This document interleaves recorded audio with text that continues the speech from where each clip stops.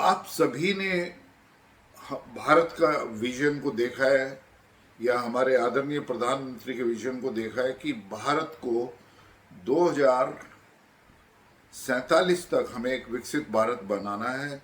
और भारत को विकसित बनाने के लिए ग्रीन एनर्जी ट्रांजिशन कि किस तरीके से हम फॉसिल फ्यूल का कम से कम प्रयोग करके या जो कोयले से बनने वाली हमारी जो एनर्जी और जो इलेक्ट्रिसिटी हम बनाते हैं उससे हम किस तरीके से दूर हो जाएंगे।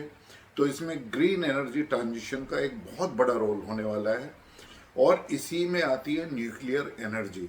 न्यूक्लियर एनर्जी के बारे में आम जनता या आप लोग या हमारे जो यूथ है इंडिया के उनको अभी बहुत ही कम पता है।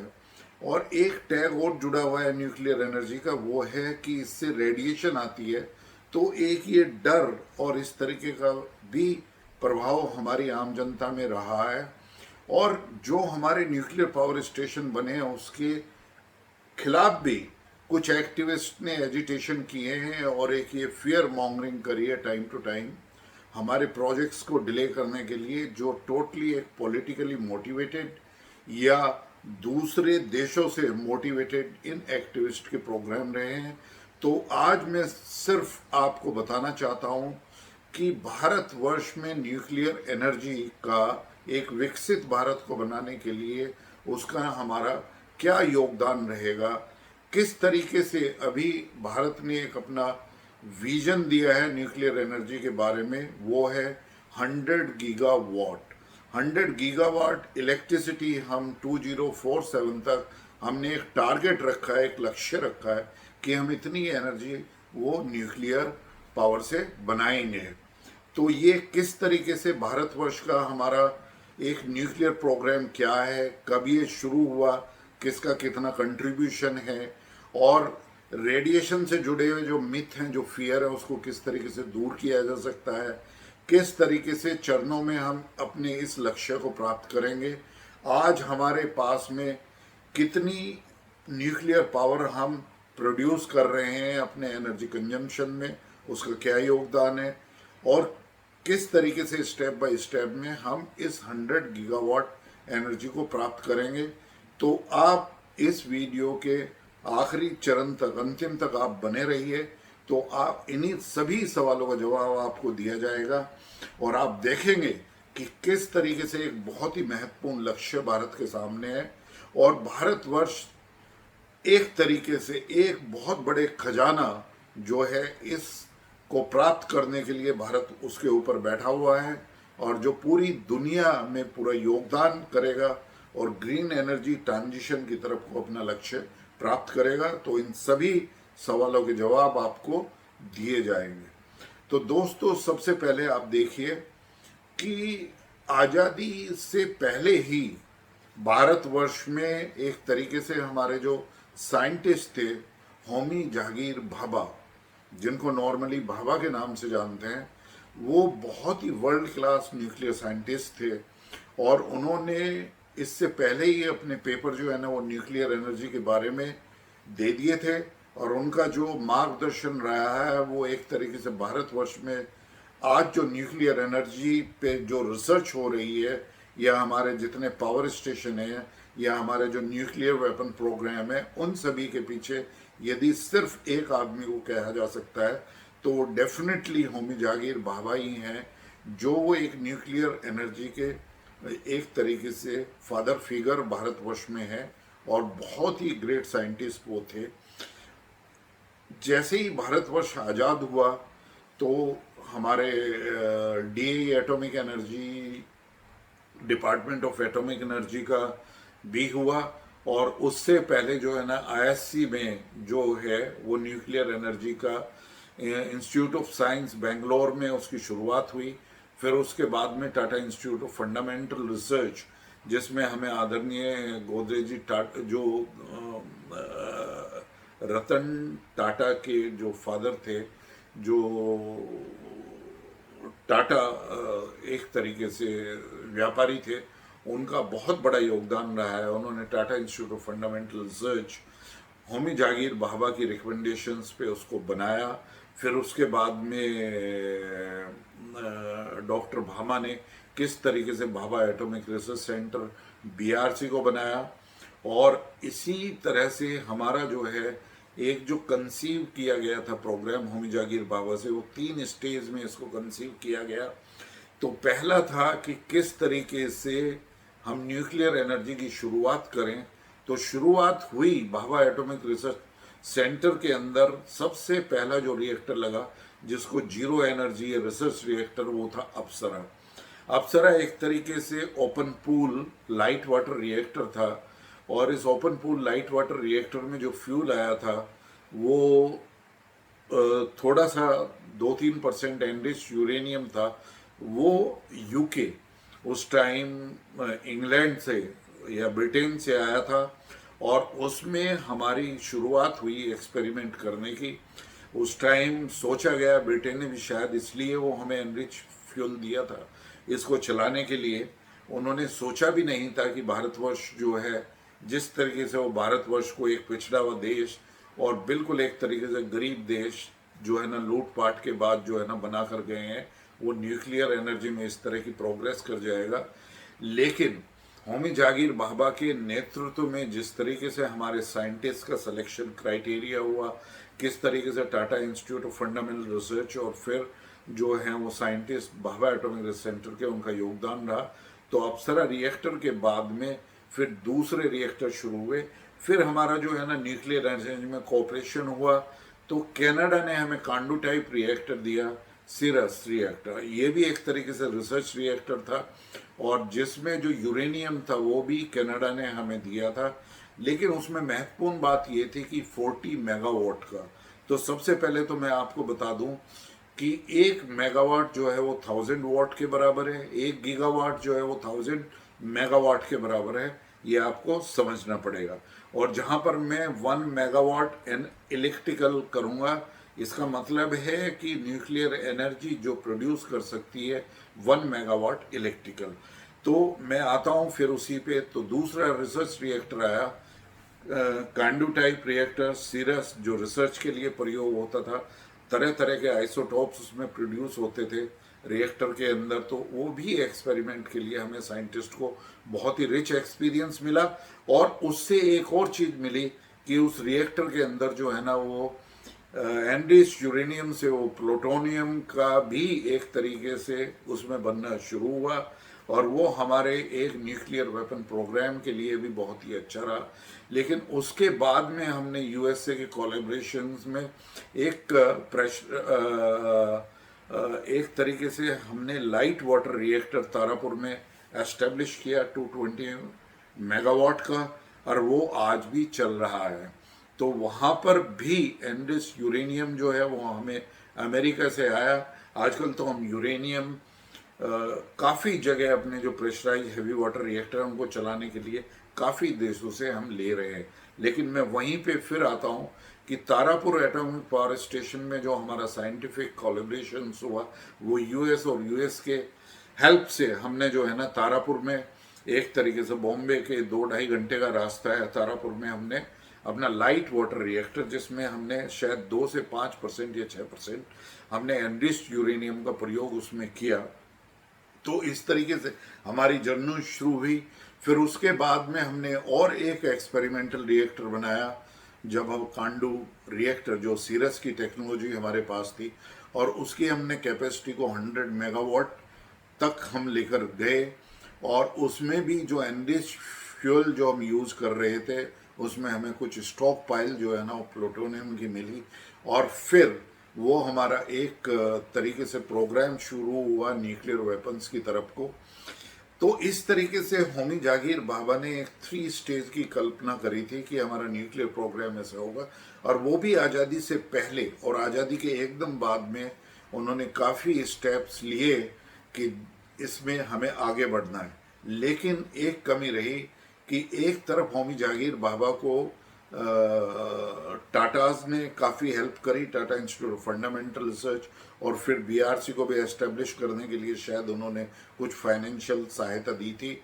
नेहरू जी ने भी होमी जागीर बाबा को आगे बढ़ाया। लेकिन होमी जागीर बाबा ने जब एक मार्गदर्शन करना चाहा स्पेशली 62 में जब चाइना का एग्रेशन हमारे खिलाफ हुआ, तो होमी जागिर बाबा ने नेहरू को कहा कि हमें जो है ना न्यूक्लियर एनर्जी या न्यूक्लियर वेपन्स को भी बढ़ाने के लिए, सिर्फ न्यूक्लियर एनर्जी का प्रयोग हम सिर्फ अपनी एनर्जी प्रोडक्शन में सिविलियन प्रोग्राम्स के लिए नहीं बल्कि वेपन बनाने के लिए भी करें।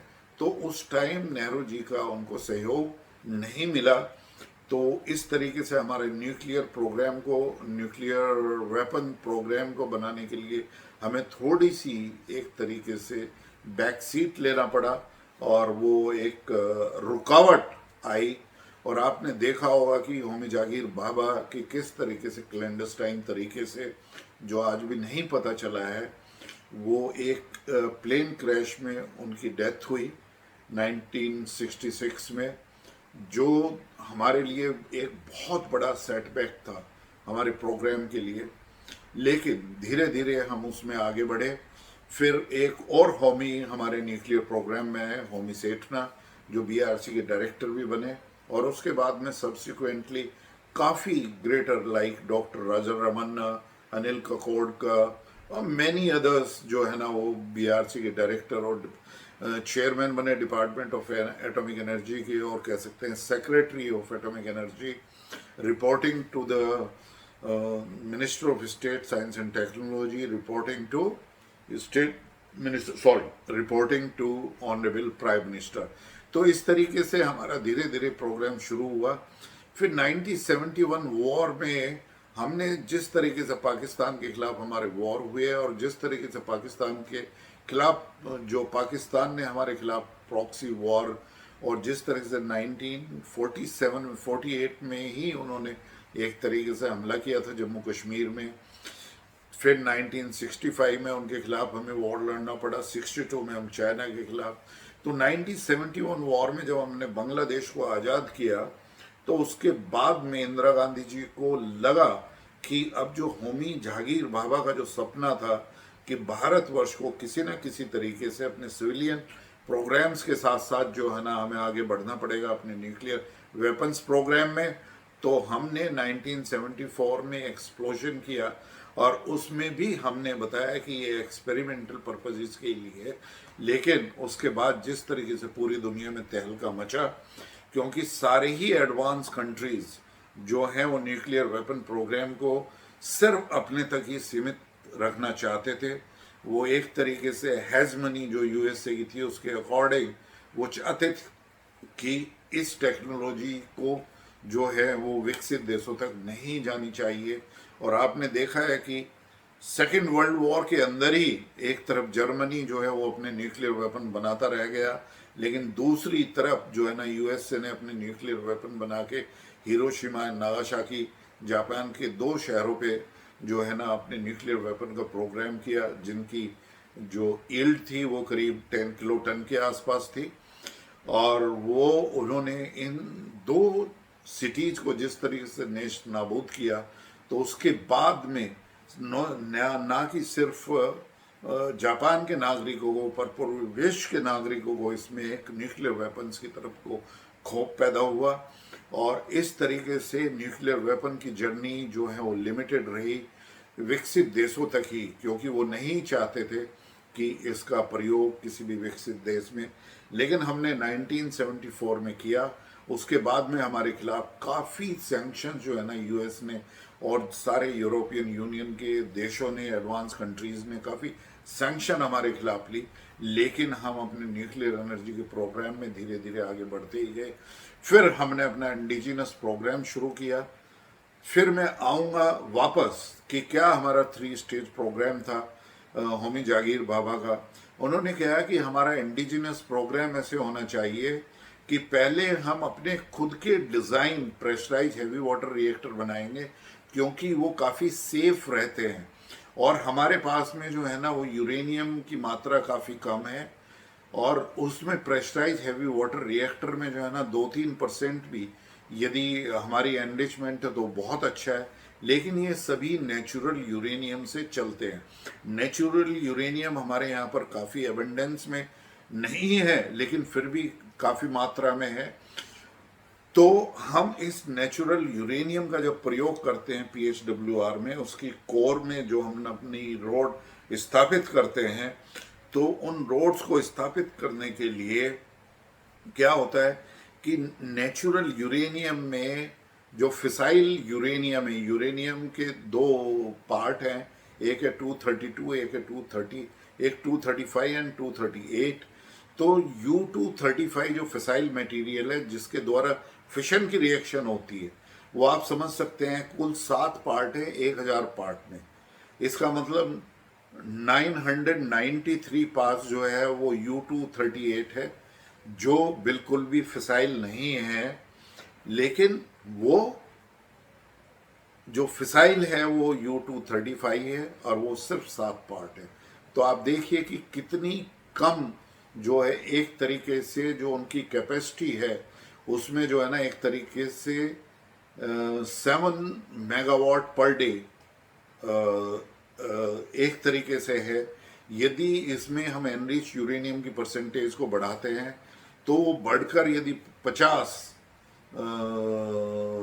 मेगावाट पर डे के हिसाब से हो जाए तो उसमें जो है ना उसकी एफिशिएंसी और ज़्यादा रिएक्टर की बढ़ेगी। तो ये था हमारा पहला प्रेशराइज हैवी वाटर रिएक्टर, जिसमें नेचुरल यूरेनियम को यूज़ करके हैवी वाटर को एज ए मॉडरेटर यूज़ करके उसमें जो कंट्रोल रॉड्स हैं वो रिएक्टर को कंट्रोल करने के लिए जो न्यूट्रॉन एब्जॉर्प्शन मटेरियल है उसमें हम यूज़ करते हैं।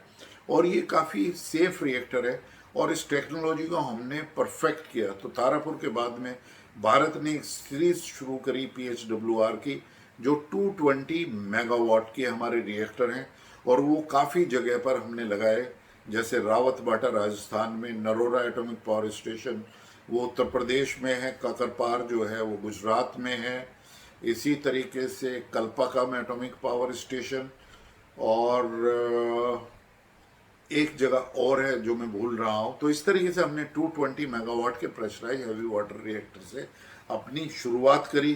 फिर उसमें सेकंड यूनिट और ऐड करी इन सभी जगह, 220 प्लस 220 इट इज़ 480।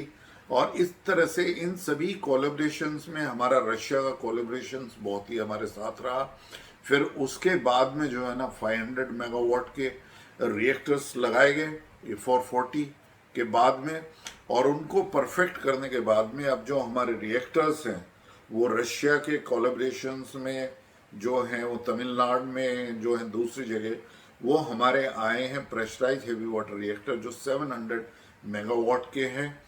और इसमें एक तरीके से जो है ना हम थोड़ा जो है ना एनरिच यूरेनियम भी यूज़ कर रहे हैं।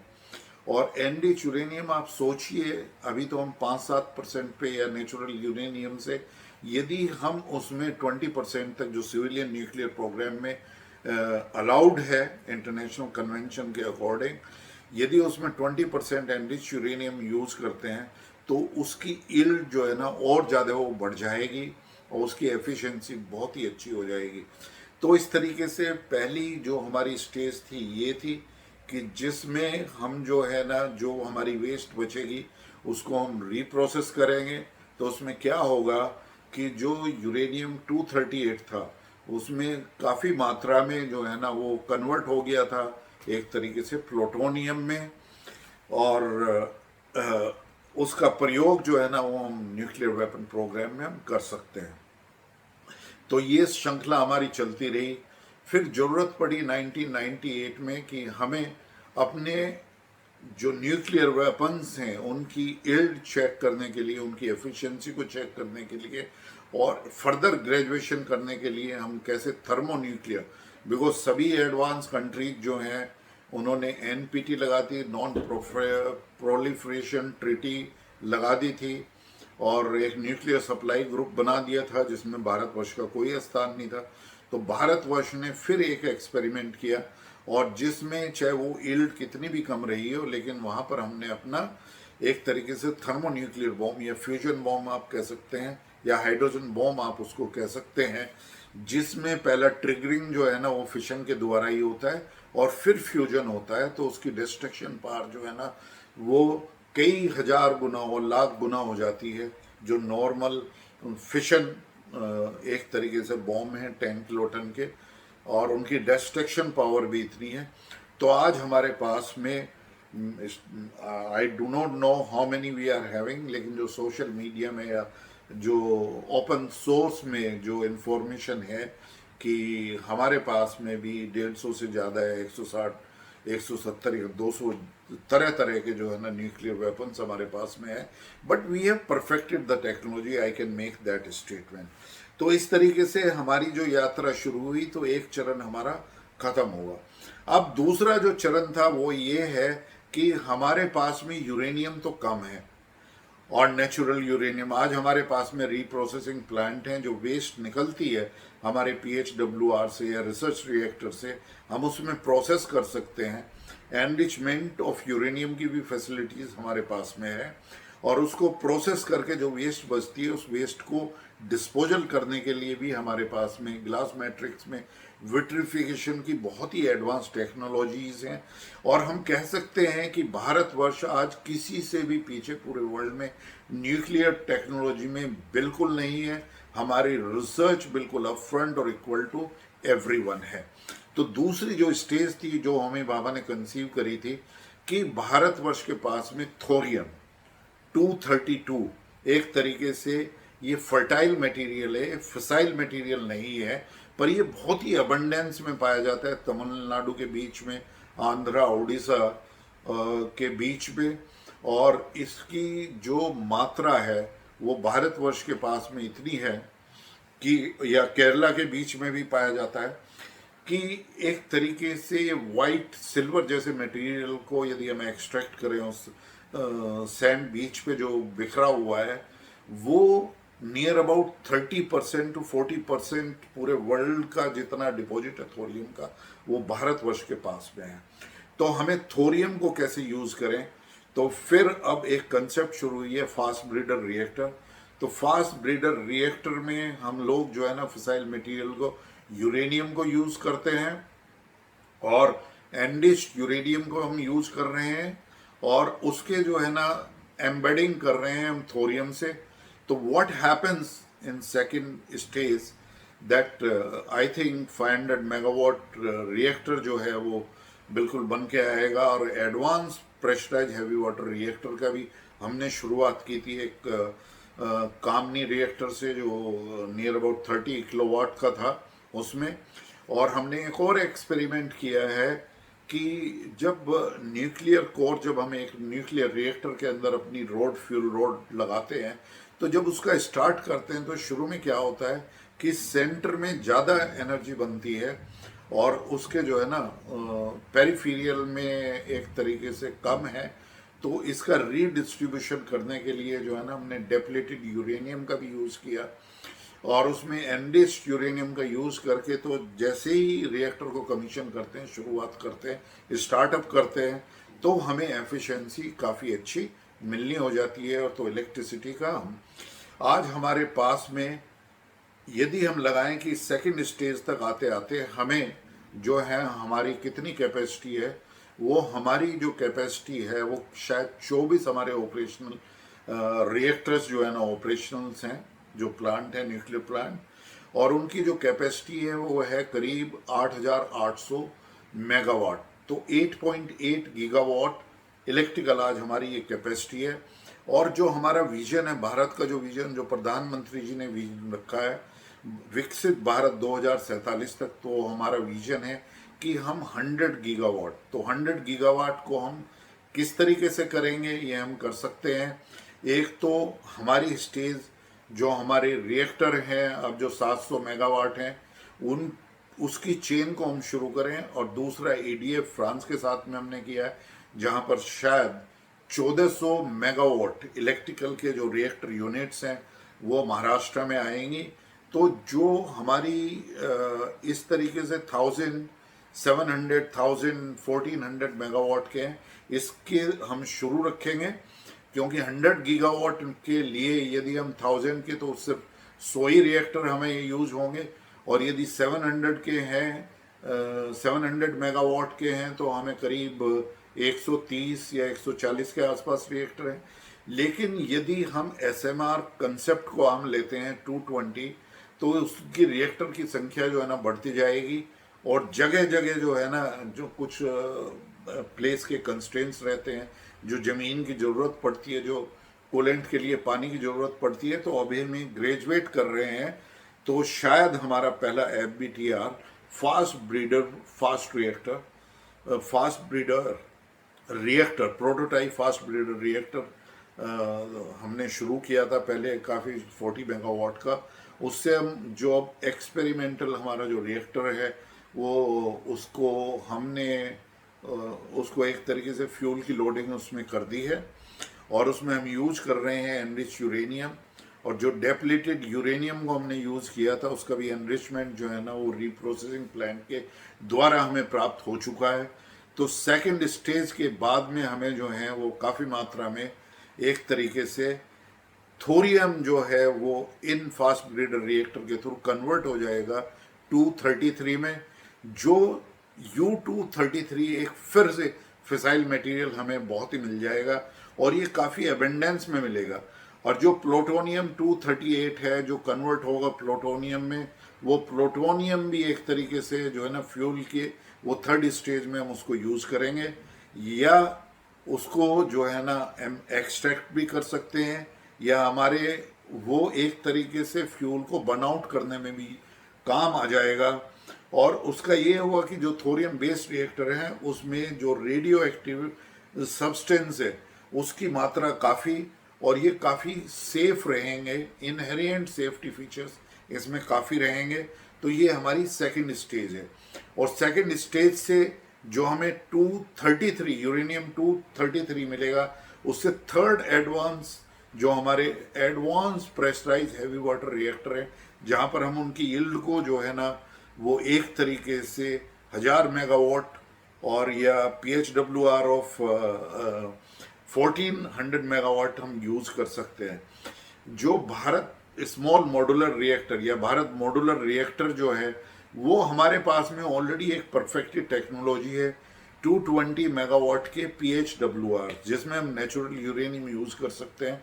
ये उनकी एफिशिएंसी को बढ़ाने के लिए यदि अब हम प्रोसेस फ्यूल से एनरिच यूरेनियम बना के यूज़ करें तो उसकी एफिशिएंसी हम बढ़ा सकते हैं और ले जा सकते हैं हम 50 गीगावाट पर डे कैपेसिटी पे, और उसकी एफिशिएंसी बढ़ जाएगी, इनहेरेंट सेफ्टी फीचर्स उसके रहेंगे।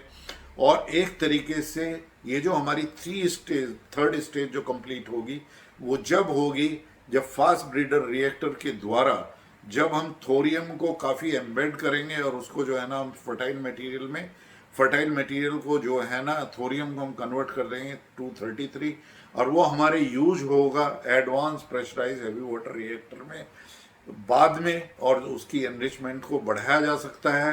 तो इस तरीके से हमारे पास में मिक्स रहेगा कि हम एक SMR अपने रखेंगे जो PHWR हैं, या उसके बाद अभी जो है ना दो तरीके के जो है ना फ्यूल भी आए हैं, एक तरीके से जो एडवांस फ्यूल हैं, थोरियम फ्यूल का भी इन्वेंशन हो चुका है और भारतवर्ष भी उसकी तरफ को काम कर रहा है।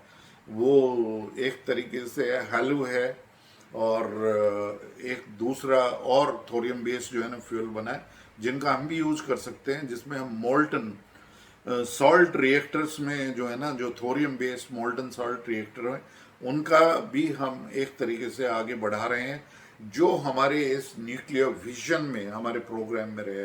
तो दोस्तों शायद मैं आपको सभी चीज़ें क्लियर कर चुका। रेडिएशन हमारे एक नेचुरल एनवायरनमेंट का हिस्सा है। आप देखिए कि आज कैंसर का ट्रीटमेंट वो रेडिएशन के द्वारा ही होता है। जो नए नए सीड्स और वेजिटेबल्स और डिफरेंट वेराइटीज़ हैं, या हमारे फूड को सिक्योर करने के लिए उनकी शेल्फ लाइफ बढ़ाने के लिए हम रेडिएशन का यूज़ करते हैं। तो इन रेडियो आइसोटोप्स का बहुत बड़ा योगदान हमारे उसमें है। और हमारे जितने भी रिएक्टर हैं, स्पेशली चेरनोबिल एक्सीडेंट के बाद में या जो जापान में हुआ था, उन सभी रिएक्टर एक्सीडेंट के बाद में हमने बहुत ही एक तरीके से fail safe 100% inherent safety features हमारे रिएक्टर्स में है। और हमारा जो एट प्रेजेंट PHWR प्रोग्राम चल रहा है वो काफ़ी सेफ है। और इसी तरीके से जो हमारा पहला prototype fast breeder reactor PFBR is जो 500 मेगावाट का है वो भी काफ़ी सेफ रहेगा।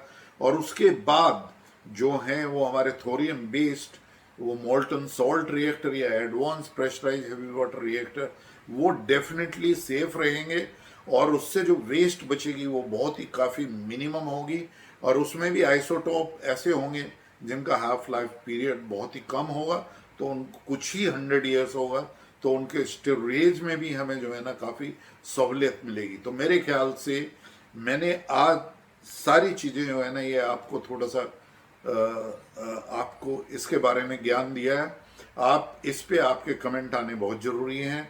आप मेरे इस वीडियो को यदि आपको पसंद आया तो इसको लाइक करिए और मेरे चैनल कमांडर स्ट्राइक को आप सब्सक्राइब करें। ये चैनल बिल्कुल फ्री है, ना तो इसमें कोई डोनेशंस लिया जाता है, ना सब्सक्रिप्शन माना जाता है। ये चैनल है डेडिकेटेड नेशन फर्स्ट के माध्यम से। तो दोस्तों आपके कमेंट्स का मुझे एक तरीके से इंतज़ार रहेगा। आप मेरे वीडियो चैनल के द्वारा जो है ना कांटेक्ट करिए मुझे और अपने कमेंट्स मेरे पास में भेजिए। ये बहुत ही मेरे लिए बहुत ही इम्पोर्टेंट है। जय हिंद।